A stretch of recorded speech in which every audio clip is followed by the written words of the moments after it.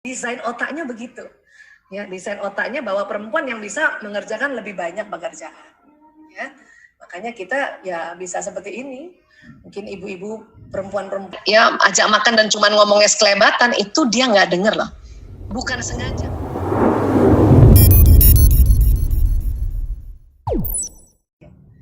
Jadi saya mencintai suamiku karena Allah. Ya. Dan juga sahabat-sahabat juga begitu, saya mencintai sahabatku karena Allah. Ya, ukhti fillah, sahabat fillah. Itu apa yang dilafazkan jalan. Ya. Bahkan bukan hanya dilafazkan, apa yang dilihat, ya, apa yang didengar, dia akan jalan ke sistem saraf ini. Dan kemudian di dalam otak ini nanti ada satu kelenjar yang isinya hormon cinta dan bahagia. Ini kurang lebih tempatnya di sini. Namanya kelenjar pituitary. Jadi dia persisnya secara anatomi, pertemuan alis ini, kalau naik sedikit ke atas dan dibor ke dalam, itu ada kelenjar pituitary ini isinya hormon cinta dan bahagia. Ada berbagai macam nama hormon, mulai dopamin, oksitosin, serotonin, endorfin, itu ada di otak kita nih, persis di sini kelenjar pituitary. Dan bila kita katakan tadi kalimat-kalimat yang baik ya, saya mencintai suamiku karena Allah, maka hormon itu keluar. Atau kita bilangnya saya semakin cinta pada suamiku karena Allah, itu hormonnya keluar. Ya. Bu Isa kalau nggak pakai karena Allah bagaimana? Ya, keluar tidak. Ada beberapa penelitian mengatakan keluar, tetapi penelitian di Universitas Airlangga oleh Profesor Agus Mustafa, pada saat kita lafazkan Allah, maka ya tubuh ini senang, sel-sel tubuh ini senang. Juga kelenjar pituitary, tentu kadar yang akan keluar hormonnya lebih banyak. Nah, itu makanya mengapa kita selalu lillahi ta'ala. Setiap kita punya ya kegiatan, kemudian ibadah-ibadah kita niatnya lillahi ta'ala, itu mengeluarkan hormon bahagia dan dia keluar lewat masuk pembuluh darah, masuk ke jantung, jantung memompa ke seluruh tubuh. Ini dia. Ya. Jadi itu asiknya kekuatan niat itu. Ya. Baik, kemudian memang laisa zakaru kal unsa, laki-laki nggak sama dengan perempuan. Ini Ali Imran ayat 36 dan dia cuma sepenggalan ayat. Dan ini penelitiannya banyak sekali. Saya sebetulnya hanya mengambil penelitian dari luar, kemudian saya melakukan survei juga kecil-kecilan di dalam kehidupan saya, beberapa ya puluhan ibu-ibu, puluhan bapak-bapak juga kita kasih angket seperti ini, dan memang betul laki-laki nggak sama dengan perempuan. Ya. Sebetulnya banyak sekali, tadi Bu Majidah juga sudah sampaikan bahwa laki-laki ngomongnya sedikit, perempuan ngomongnya banyak. Ya betul banget itu. Ya. Nah, dan hari ini saya yang mau kasih lihat adalah ada organ di otak manusia namanya corpus callosum ini yang melengkung persis di tengah. Ya. Ini Allah mendesain laki-laki beda dengan perempuan ukurannya. Ya, ini namanya corpus callosum. Bapak Ibu punten maaf ini kita pakai bahasa Latin ya karena ini perjanjian internasionalnya ya. Baik, jadi menurut Dr. Roger Grosky PhD, seorang ahli neurologi dari University California di Los Angeles, menegaskan bahwa otak perempuan memiliki korpus kolosum yang lebih tebal ini dibanding laki-laki. Ya, penelitian lebih dalam lagi dikatakan lebih tebal 30%. Inilah karena lebih tebal tadi, itulah makanya wanita mampu mengerjakan berbagai pekerjaan yang tidak saling berhubungan dalam satu waktu. Tadi risetnya Ibu Majidah kan betul ya, kalau urusan rumah tangga perempuan yang lebih mendominasi karena memang desain otaknya begitu ya, desain otaknya bahwa perempuan yang bisa mengerjakan lebih banyak pekerjaan ya, makanya kita ya bisa seperti ini. Mungkin ibu-ibu perempuan-perempuan yang juga dia bekerja di luar dan kemudian working from home tetap bisa gendong anaknya, tetap bisa nyusuin, tetap ini ya sebuah karunia pada perempuan, yaitu korpus kolosum lebih tebal. Laki-laki lebih tipis. Nah, karena lebih tipis, otak laki-laki itu dibuat untuk pekerjaan khusus. Ya. Jadi pada saat laki-laki fokus pada pekerjaan di depannya, setelah 10 menit ke atas, otak laki-laki itu konsentrasi ke depan dan pendengarannya menurun. Makanya laki-laki hanya dapat mengerjakan satu pekerjaan dalam satu waktu. Karena memang laki-laki itu kalau mengerjakan sesuatu itu khusus dan harus selesai gitu. Ya, makanya kalau perempuan namanya multitasking, laki-laki monotasking. Walaupun sebetulnya kalau belum 10 menit, laki-laki masih bisa mendengar kanan kiri, depan belakang gitu. Itulah dikatakan ketika pria membaca koran, pegang buku, pegang gadget, dan nonton TV, pria tidak mendengar apa yang dikatakan wanita. Itu bukan sengaja. Jadi buat para istri, kalau suami tak sedang nonton TV, kurang lebih sudah di atas 10 menit, terus kita panggil, ya, Bapak, baru yang ketiga dia menoleh, itu bukan laki-laki sengaja tidak mau dengar, memang sedang konsentrasi pendengaran menurun. Dan seandainya suami sedang working from home dari rumah, sudah di atas 10 menit ini kita tahu dia setengah jam, ini sudah konsentrasi.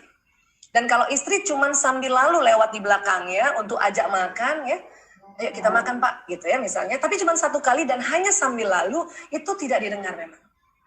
Bukan sengaja tidak dengar, tapi karena otak laki-laki didesain oleh Allah untuk pekerjaan khusus di depannya. Ini laki-laki. Ini yang kadang-kadang dulu saya, sebelum saya tahu ilmu ini, itu suka bertengkar gara-gara ini. Ya, tapi untung alhamdulillah ya, tahun 2006 saya tahu, makanya minta maaf sama suami. Mas, maaf ya, saya nggak tahu kalau kamu tuh konsentrasi. Padahal kami berdua sudah dokter pada saat itu. Ya, riset ini memang baru, ya 2006 masuk di Indonesia. Ya. Dan kemudian ada lagi, kalau tadi perempuan corpus callosum, ini laki-laki yang Allah berikan ya lebih luas ukurannya adalah hipotalamus. Jadi hipotalamus persis ini ada segitiga ya, di belakangnya pituitary tadi. Dan laki-laki Allah desain hipotalamus laki-laki menurut riset ini lebih besar dan lebih lebar dari perempuan. Ya. Lebih berapa lebarnya, Bu Aisyah? Ini. Ukuran hipotalamus laki-laki 2,5 kali lebih lebar dari perempuan. Kalau perempuan tadi corpus callosumnya yang lebih tebal 30%. Laki-laki hipotalamusnya lebarnya 2,5 kali lebih luas. Apa fungsi hipotalamus? Fungsi hipotalamus sebenarnya banyak, tapi pada kaitannya laki-laki dan perempuan ini adalah menjaga keamanan. Tadi Bu Macedah katakan ya, bahwa memang dikatakan bahwa ar-rijalu qawwamuna 'alan nisa. Qawwam itu betul. Karena laki-laki itu menjaga keamanan. Keamanan apa? Keamanan dirinya, keamanan anaknya, keamanan istrinya, keamanan rumah tangga, keamanan ekonomi. Apabila sang suami bekerja pada negara, itu tugasnya lebih banyak lagi, dia menjaga keamanan negara. Ini hipotalamus ini ya yang membuat laki-laki itu sanggup dan lebih kuat menjaga keamanan. Tentunya kalau dia menjaga keamanan ekonomi berarti dia kan menjemput rezeki kan. Nah ini dia hipotalamus. Ya. Dan anak laki-laki saja ya. Nah ini dia, laki-laki kan kalau sudah misalnya ikut bantu dampingi anak-anak belajar online, mungkin tidak detil, yang detil nanti ibunya. Tapi laki-laki ini, ya si bapak ini, bawah sadarnya dia menjaga keamanan keseluruhannya. Ya. Dan dalam menjemput nafkah tadi Ustadz Dasab sudah sampaikan ya bahwa laki-laki ayo jemput nafkah itu. Dan tolong tidak usah pelit sama istrinya. Kenapa? Karena Nabi bersabda ya, 1 dinar yang engkau sedekahkan kepada seorang miskin dan 1 dinar yang engkau infakkan kepada keluargamu lebih besar pahalanya yang engkau infakkan kepada keluargamu. Masya Allah. Jadi jangki pelit Pak. Kasih istri tak, kasih anak tak. Karena ternyata dia lebih besar pahalanya. Ya. Nah, kemudian kita lihat anak laki-laki. Siapa yang punya anak laki-laki ya? Walaupun waktu masih kecil, anak laki-laki itu ya dia selalu ingin jaga ibunya. Karena dia hipotalamusnya lebih lebar dibanding saudaranya yang perempuan. Walaupun kita sering lihat anak laki-laki kan sering bermain gitu ya. Ini banyak sekali di mana-mana ini ya dikatakan anak laki yang masih kecil aja dia yang tuntun ibunya, ini ibunya buta ya di Riau ini ya. Kemudian kalau ibunya sakit dia yang jaga, itu anak laki-laki. Karena hipotalamusnya lebih lebar. Makanya kalau kita punya anak laki-laki ya walaupun memang anak laki-laki suka main, tapi jangan salah, laki-laki ini bertanggung jawab. Dari kecil bahkan. Dibanding misalnya saudaranya, kalau dia ada saudaranya perempuan hampir sama umurnya, itu hipotalamusnya laki-laki lebih lebar. Kemudian apalagi hipotalamus ini pusat makan dan minum. Itulah tadi guru-guru kita mengatakan bahwa ya itu persiapkan makan minumnya suami. Perhatikan makan minum suami. Dan juga anak laki. Itu betul banget. Ya. Jadi kalau kita misalnya ya ada pekerjaan begitu banyak, yang paling penting itu adalah makan minumnya suami sudah ada belum ini? Sudah siap belum? Kalaupun ibu nggak bisa masak, kayak saya nggak bisa masak, ya sudah gimana caranya kan? Telepon keluarga yang bisa masak, kita pesan dan sebagainya gitu. Dan anak laki-laki juga. Pantang nasihati anak laki dalam keadaan perut kosong. Banyak sekali ibu-ibu ini mengeluh ke anak lakinya kalau belajar online, apalagi yang masih SD ya. Kemudian misalnya dia kerjakan tugas, tinggal sedikit lagi, bahkan tinggal 1 nomor atau 2 nomor. Tiba-tiba dia lapar. Bunda, aku lapar. Itu harusnya kasih makan dulu. Tapi kadang-kadang ibu-ibu suka gemes, udah tanggung, 2 lagi. Kalau ibu-ibu memang tahan lapar. Makanya kalau anak laki, tolong ya kasih makan dia, kasih makan baru sampaikan, nanti kita kerjakan lagi ya. Ini memang hipotalamusnya lebih lebar laki-laki. Dan pertanyaan yang paling menyenangkan pada bapak-bapak itu setelah nanti dia pulang, sudah setelah 10 menit adalah, ya sudah makan ayah? Abi sudah makan? Ya, kita sudah makan Pak? Gitu. Walaupun kita tahu dia sudah makan, tanya itu, karena dia cocok sekali sama hipotalamusnya. Ya. Makanya anak laki-laki ini saya biasanya kalau mau nasihati anak laki-laki sambil makan, ya. Karena kalau lagi perut kosong nih nggak masuk itu, ya nggak masuk nasihat, nggak masuk pelajaran. Baik, ya. Dan lucunya itu tadi kalau ibu-ibu ngasih makan anak pasti anak duluan ya. Tapi kalau bapak-bapak sering juga dia yang makan duluan nih biasanya kayak gitu, ya. Nah, kemudian juga ini pusat tidur. Artinya laki-laki pusat tidurnya lebih lebar dibanding perempuan. Itulah maka ada penelitian dari Profesor Ruben Gore, ya PhD dari University of Pennsylvania. Dia menggunakan scan otak dan EEG mengukur aktivitas elektrik pada otak laki-laki dan perempuan pada saat istirahat. Ya. Jadi ini laki-laki itu ternyata otak laki-laki dalam keadaan istirahat 70% aktivitas elektriknya off. Dalam keadaan tidur 70% tuh off ya. 30% yang on. Ya. Perempuan bagaimana? Perempuan ya, otak perempuan dalam keadaan istirahat 90% aktivitas elektriknya hidup. Apalagi tidak istirahat. Jadi ibu-ibu kalau tidur itu cuma 10% aktivitas elektriknya yang off. Bapak-bapak 70%. Makanya banyak ibu-ibu merasa kok suami saya cepet banget tidurnya ya. Kok cepet nyenyak. Gitu. Perempuan memang aktif. Allah aktifkan itu otaknya sehingga perempuan terus-menerus menerima informasi dari sekitarnya. Itu tentu kan fungsi dari seorang ibu ya. Apabila anaknya masih kecil atau kadang-kadang anak besar tiba-tiba tengah malam sakit, itu ibu bangun duluan itu. Ibu bangun duluan dibanding ayahnya. Nah, kalau di sekarang ini banyak sekali istri-istri suka kesel gitu. Padahal bapak-bapak itu tadi kata Bu Majda ya sudah ada yang mau dengan rela ganti popok. Itu berarti kalau ada suami yang bangun dan rela ganti popok anaknya, itu kerja keras otaknya itu. Itu berarti luar biasa perjuangannya itu. Itu harus dihargai. Ya.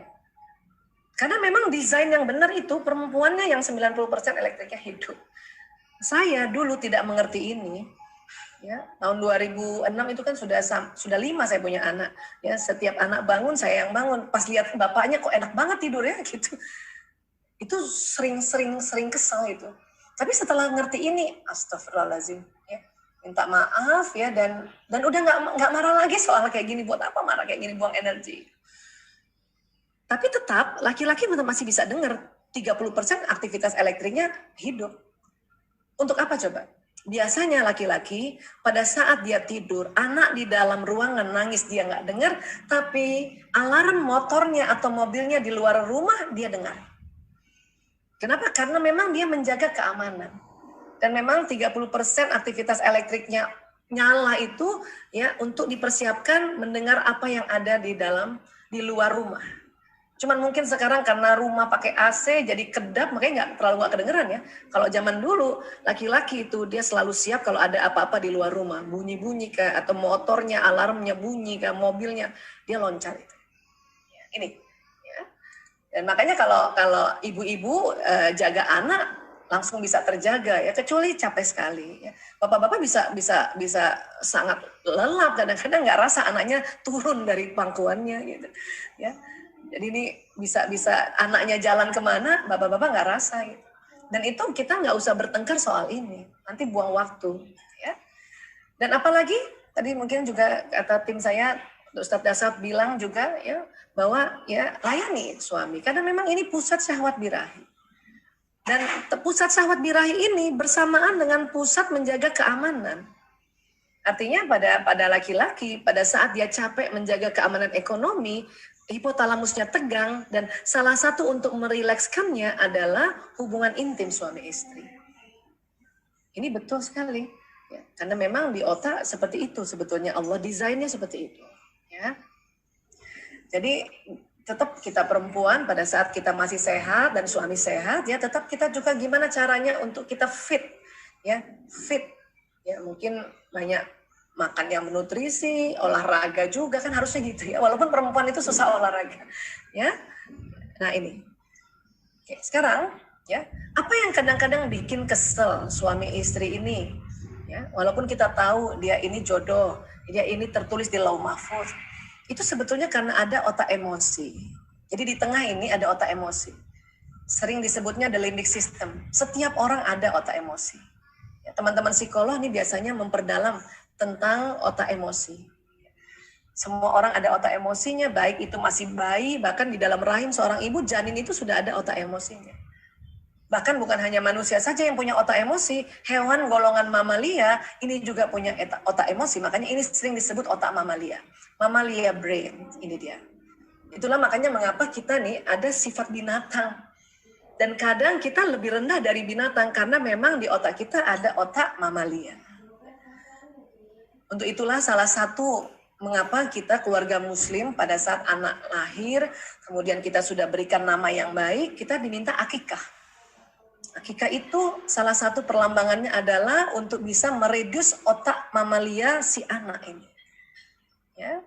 Laki-laki 2 kambing, perempuan 1 kambing. Kenapa laki-laki 2 kambing? Karena otak laki-laki lebih berat, lebih besar ukurannya. Artinya otak emosinya lebih berat lagi. Gitu. Makanya perlambangannya 2 kambing. Walaupun tidak 2 kalinya otaknya perempuan ya, tapi kan nggak mungkin kita pesan kambing 1/4 untuk dikurbankan. Ya. Makanya langsung 2 kambing. Ya, dan perempuan 1 kambing. Ada beberapa ibu tuh tanya sama saya ya, Bu Aisyah kalau diganti ayam bagaimana? Nggak bisa, karena ini otak mamalia. Yang dikorbankan harusnya mamalia juga. Ya, jadi akikah itu penting sekali karena Bu Majda ini saya cerita aja ya, karena saya ngurus narkoba lebih lama sejak 98 ya. Kalau ada pasien saya yang susah sekali diobati dan benar-benar sikapnya kayak binatang, itu saya suka tanya sama orang tuanya, sudah diakikah belum? Mereka sering bilang belum. Dalam hati saya, pantesan. Otak mamalianya belum ditebus dengan kambing ini sebagai wujud pengendalian emosi. Makanya saya bisik-bisik orang tuanya, akikah aja Pak. Walaupun anaknya udah umur 30, 35 gitu. Ya. Nah ini penting sekali sebetulnya ya. Walaupun mungkin ya kita merasa nggak ada uang, tapi niatkan. Karena niat itu penting sekali. Nanti karena kita niat maka lapang rezekinya untuk bisa mengakikatkan anak. Ya. Nah sekarang kita bicara tentang apa sih isi otak emosi ya. Kalau masih anak-anak, isi otak emosi itu ada 4 jenis emosi dasar. Ya, sedih, takut, marah, gembira. Tapi kalau kita sudah sedewasa ini, maka variasinya lebih banyak. Ya. Dan ini kalau kita gabungkan dengan ilmu hawa nafs, inilah limbic system inilah yang ada program nafsu lawama, amarah dan mutmainnah. Kenapa kayak tangga ya? Nah ini karena setiap emosi itu diteliti, diukur pakai EEG, elektroencephalogram, ternyata mereka memunculkan frekuensi. Paling rendah itu apati. Apati ini rasa yang tidak berguna merasa. Jadi kalau sedih terlalu lama kita bisa nggak berguna. Ya. Bahaya kalau merasa tidak berguna ya atau putus harapan, putus asa terlalu lama berminggu-minggu itu bisa masuk ke depresi. Depresi ini ciri-cirinya adalah setelah merasa nggak berguna, dia merasa ya lebih baik saya mati. Nah itu depresi. Kalau ada orang bentur-benturkan kepala ke tembok atau dia ambil pisau dia gores-gores tangannya, itu depresi itu. Nah depresi ini sudah nggak bisa dibantu secara alamiah, ini harus pakai kimia, ini harus dibantu oleh dokter kesehatan jiwa atau psikiater. Dan sekarang ada beberapa orang karena kondisi pandemi tidak pandai memanage emosinya ya, terlalu lama di bawah dan akhirnya depresi. Nah, ini nauzubillah min zalik ya. Saya dapat kabar waktu hari Minggu lalu ya, katanya ada anak SMA di Goa ya minum racun karena dia putus asa karena tugasnya banyak, terus di rumahnya sinyal tuh susah gitu. Jadi mungkin kasihan dia sudah kerjakan tugasnya tapi nggak bisa, akhirnya lama bertumpuk-tumpuk ya. Makanya dia depresi, dia sedih. Tadinya takut kerjaannya nggak bisa selesai karena WiFi, lama-lama sedih, lama-lama merasa putus asa, lama-lama ambil jalan pintas, yaitu bunuh diri. Ya, nauzubillah min dzalik. Kasihan sebetulnya, tapi itulah kita harus ngerti tentang emosi ini. Ya. Nah, 3 dari bawah ini dikategorikan nafsu lawamah, mulai apati, sedih, takut. Kemudian 3 ada buru-buru, las, atau orang kalau kita buru-buru nih, itu ada di sini nih. Ya, marah, sombong, ya ini masuk di nafsu ammarah. Dan kemudian emosi tidak hanya negatif, emosi itu ada yang positif, nafsu juga tidak hanya negatif, ada yang positif, ada yang namanya mutmainnah. Dan mutmainnah itu mulai dari courageous, semangat, kemudian acceptance, menerima, peace, damai, dan paling tinggi enlightenment, pencerahan. Ya. Kalau pencerahan ini kira-kira ciri-cirinya kayak apa? Ciri-cirinya adalah orang yang merasa, oh gitu. Bagaimana bisa sampai ke pencerahan? Baca Quran. Baca Quran itu sudah diteliti betul-betul pada saat kita baca Quran, ya, apalagi tahu artinya bisa sampai di enlightenment. Makanya teman-teman, Bapak Ibu yang setiap hari sudah baca Quran itu luar biasa. Itu secara level emosi berarti lebih sering berada di mutmainnah. Itu keren banget. Ya. Apalagi Bu Aisyah yang bisa sampai ke pencerahan, sholat. Maka tadi guru-guru kita ya, termasuk Bu Majedah mengatakan, ya sholatnya betulin. Ya. Sholatnya yang tumak nina. Ya, kemudian khusyuk itu lagi kesel kita, terus kita bawa ke sholat, rakaat demi rakaat itu naik ke atas levelnya. Ya. Asal tumak nina ya. Kalau buru-buru mungkin naik juga, cuman sampainya disombong doang. Kadang-kadang ada orang habis sholat sombong. Kenapa terburu-buru sholatnya? Ya. Dan ini semua kecuali depresi ya. Depresi ini adalah emosi yang tidak lazim ya. Ini semua ada di otak kita, di limbic system tadi. Nggak bisa hilang. Dia hanya bisa naik turun. Pada saat kita turun diminta cepat-cepat naik ke atas. Ya, cepat-cepat naik ke atas. Caranya apa cepat-cepat naik ke atas? Banyak cara. Tapi cara yang paling afdal adalah sebut Allah. Ya Allah, ya Allah, ya Allah.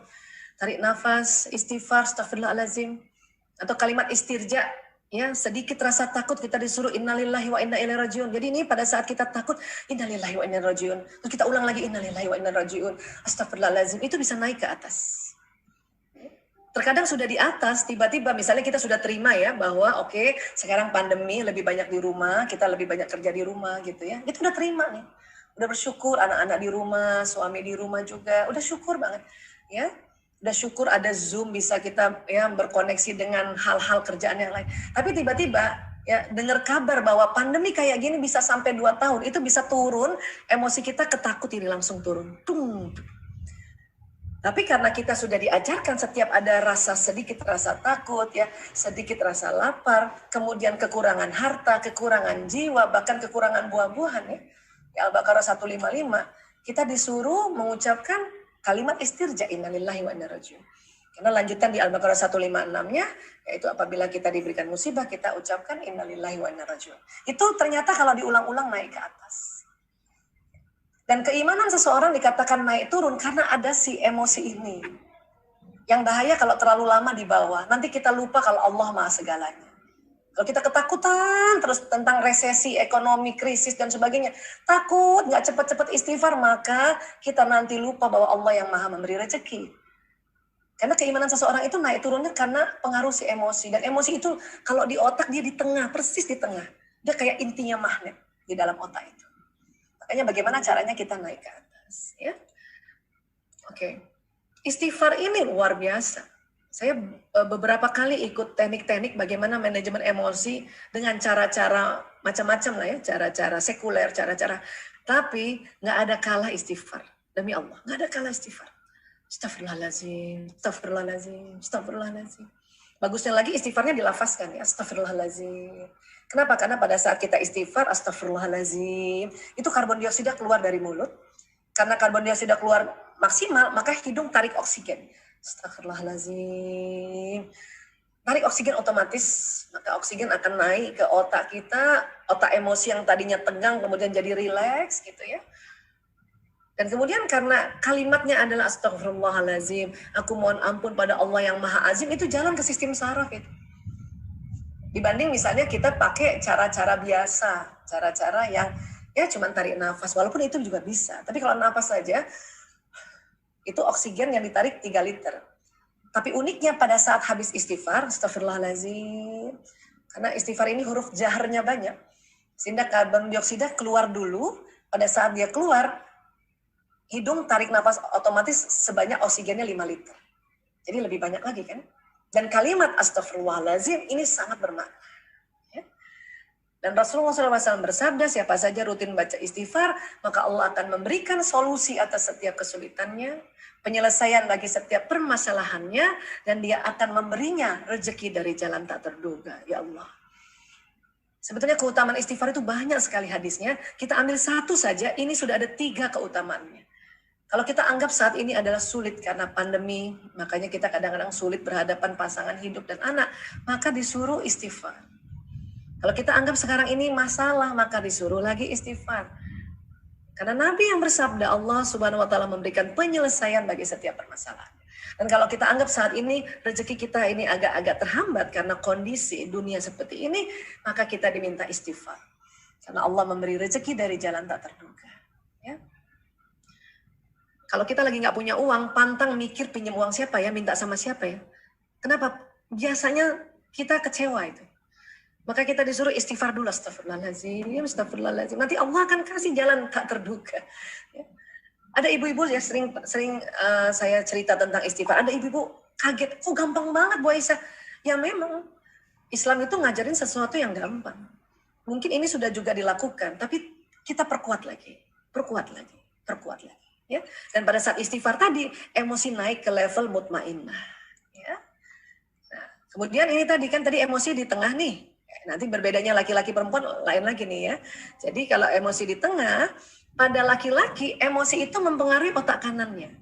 Sementara kanan ini ya sebagian ahli mengatakan ini otak rileks, otak warna, otak intuisi, otak imajinasi, ya, otak teknologi. Kemudian juga ini otak musik irama. Yang kiri ini otak analisa, otak mendalam, otak bahasa, otak hitung-hitungan, otak matematika. Laki-laki tidak terpengaruh kirinya. Kalau dia lagi marah, atau kesel, atau sedih. Cuman kanan yang terpengaruh. Makanya nggak heran bapak-bapak, walaupun misalnya anaknya sakit atau istrinya sakit, bapak-bapak masih bisa untuk sementara ya, dia working from home, masih juga bisa pimpin rapat. Kenapa? Karena kirinya tidak terganggu bapak-bapak ini. Analisanya tidak terganggu, hitung-hitungannya tidak terganggu, ya bicaranya tidak terganggu. Beda kita perempuan ya apabila kita sedih, takut, marah ya itu yang terganggu kiri kanan. Analisanya terganggu, ya otak rileksnya terganggu. Makanya kalau ibu-ibu sedih banget, lagi sedih gitu ya, anaknya sakit kah atau ada yang meninggal, itu pasti nggak bisa kerjain macam-macam dulu. Beda laki-laki masih bisa. Ya. Pekan lalu saya punya adik ipar meninggal di Semarang gitu ya. Suami saya masih bisa pimpin rapat sebentar sebelum dia berangkat ke Semarang. Kenapa? Kirinya tidak terganggu. Tapi saya pagi itu ada kegiatan saya batalkan. Nggak bisa. Ya, nggak bisa. Makanya kadang-kadang ibu-ibu itu ketahuan kalau dia sedih. Wajahnya nggak bisa simpan itu. Ya, air matanya mengalir. Ya. Nah, tapi untung kecil-kecil. Artinya banyak juga ibu-ibu yang masih kuat kerja walaupun sedih, tapi sambil kerja itu air mata mengalir itu nggak bisa dibendung. Untung kecil-kecil. Laki-laki memang dia tidak terganggu kirinya, cuman kanannya ini yang terganggu sangat lebar. Itulah makanya kalau laki-laki sudah sangat marah, sangat takut, sangat cemas, sangat sedih, dia bisa berteriak atau memukul. Jadi kalau ada laki-laki sudah berteriak atau memukul berarti sudah sangat marah. Sangat takut. Tapi kalau dia masih marah biasa, takut biasa, nggak kelihatan, nggak ketahuan gitu. Ya, nah ini. Dan kemudian tadi yang Bu Masda bilang betul, laki-laki itu karena otak bahasanya cuma di kiri, kepala kiri, maka dalam sehari mengatakan 2.000 sampai 4.000 kata, 1.000 sampai 2.000 bunyi vokal, 2.000 sampai 3.000 gerakan tubuh, jumlah rata-rata 7.000. Karena otak bicaranya cuma di sebelah kiri. Ya. Kalau istri-istri punya suami yang pendiam, mungkin yang kategori 5.000. Atau ada kebalikannya, istri yang suaminya seneng ngomong, itu yang 9.000. Rata-rata 7.000. Tapi tetap kalah juga dengan kita perempuan, karena perempuan otak bicaranya kiri dan kanan. Jadi kata-katanya 6.000 sampai 8.000, bunyi vokalnya 2.000 sampai 3.000, gerakan tubuhnya 8.000 sampai 10.000. Jadi rata-rata komunikasinya 20.000. Ya, ada yang 21.000, ada yang 22.000, ada yang 24.000. Ya. Yang terdiam 16.000. Aisyah, saya Hamdan, Rektor Win. Ya, Prof. Hamdan. Maaf Bu Aisyah, mungkin kalau disisihkan waktu untuk berinteraksi, maaf ini Bu Moderator, karena pasti banyak ini yang sudah tahan ingin berinteraksi dengan siap. Kalau diberi waktu peserta untuk berinteraksi, siap. Hal-hal yang terkait dengan presentasi Ibu dan Ibu Majda tadi. Baik, siap. Sedikit lagi memang ini, Prof. Ya, silakan Bu. Ya, silakan. Maaf Ibu Moderator, maaf ya. Ya, jadi kita harus paham bahwa memang perempuan tuh banyak. Bahkan ada penelitian, wanita bila dalam sehari komunikasi kurang dari 16.000 kata, maka tidur malamnya tidak nyenyak. Jadi buat bapak-bapak, ya kasih waktu kalau ibu-ibu mau ngomong. Tanya saja sama, jadi kalau suami kan susah ngomong kalau udah malam kan, maka supaya perempuan ngomong, tanya aja sama perempuan itu. Ya, tadi pagi bikin apa tadi gitu. Tanya aja, seharian tadi bikin apa Bu gitu. Kita tadi bikin apa Bu tadi seharian, biarin perempuan ngomong. Ya, maka dia nanti bisa tidur nyenyak itu. Ya. Dan perempuan memang butuh bicara, ini tadi kaitannya tadi Bu Majda cerita tentang apa isinya Prof cerita tadi ya. Memang otak perempuan tidak menyimpan masalah seperti otak laki-laki. Masalah bagi perempuan terus berputar di dalam kepalanya. Ya, satu-satunya cara perempuan melepaskan masalah dari kepalanya adalah membicarakan masalah tersebut untuk mengungkapkannya. Itulah makanya karena saat seorang perempuan berbicara di akhir harinya, tujuannya adalah untuk melepaskan ganjalan hatinya, bukan untuk mencari kesimpulan atau penyelesaian. Jadi perempuan ini, Prof, memang harus diajak ngomong. Dan kadang-kadang itu cerita bisa berulang, Prof. Kenapa? Karena perempuan ini ahli sejarah memang. Jadi sudah dia cerita, sudah curhat, sudah tenang, masuk di kepalanya, bisa 3 bulan lagi cerita lagi tentang hal yang sama. Inilah kita perempuan, jadi ini mohon dimaklumi karena beginilah kita perempuan ya. Dan terakhir, tubuh manusia selain ada badan selulernya, ini ada badan bioplasmiknya. Inilah yang nanti bisa mengikat antara perbedaan-perbedaan ini adalah sinyal di antara tubuh suami istri ini yang bisa membawa pesan doa. Ya, inilah ini yang membawa doa ini. Dari mana sinyal ini? Ini dari sistem pembuluh meridian. Ya, dia keluar ya karena di bawah kulit itu ada pembuluh meridian, itu lubang-lubangnya itu untuk gelombang elektromagnetik. Itu dia berputar, itu pintunya tuh berputar ke kiri dia. Jadi kayak orang tawaf. Ini yang membawa sinyal ini. Dari mana sinyal ini? Dari makanan yang dimakan. Ini yang nanti membawa pesan doa. Inilah yang suami istri sinyalnya ini karena ada hubungan intim. Ya, suami istri salah satunya dari sisi holistik ini membuat sinyal suami istri itu selaras. Sehingga kalau suami istri itu berdoa bersama, itu kenceng banget doanya. Terbroadcast ke alam semesta. Dan sinyal ini dia menarik peristiwa. Ya. Jadi kalau kita doa bersama, kenapa suami istri ini harus kompak? Kalau mereka berdoa bersama, isi alam semesta bisa ditarik dengan doanya suami istri. Ya.